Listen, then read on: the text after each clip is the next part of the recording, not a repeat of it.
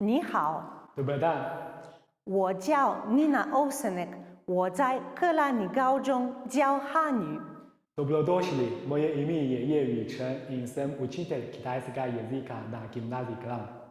Jejučen, v enem letu si se tako dobro naučil govoriti slovensko. Meniš, da se učenci, ki nas sedaj gledajo, tudi lahko tako naučijo kitajsko? Seveda, zakaj pa ne? Najbolje je, da z učenjem pričnemo že kar sedaj.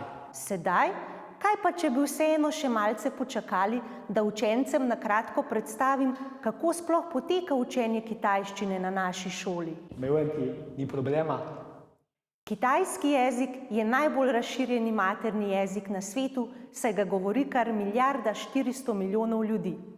Znanje tega jezika pa postaja iz dneva v dan vse bolj pomembno. Ure kitajščine so vedno zanimive, saj nam pri njih pomaga tudi naš kitajski učitelj. V 4 letih se tako naučite napisati marsikatero pismenko in povedati marsikaj v kitajščini. In potem se lahko kot vsak 5. zemljan sporazumevate v kitajskem jeziku. 5, 1, 2, 3, 4, 5, 1, 2, 3, 4, 5.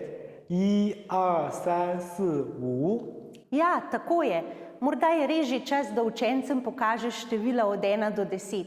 In še geste, saj so te v kitajščini drugačne kot pri nas.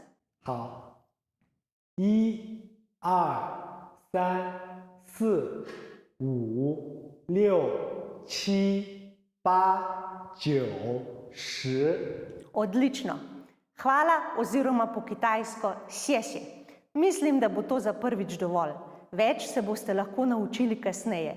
Naj vas pa sedaj povabiva k ogledu predstavitve naših dejavnosti. Kot boste videli, pouk kitajščine ni samo učenje jezika, ampak še marsikaj drugega.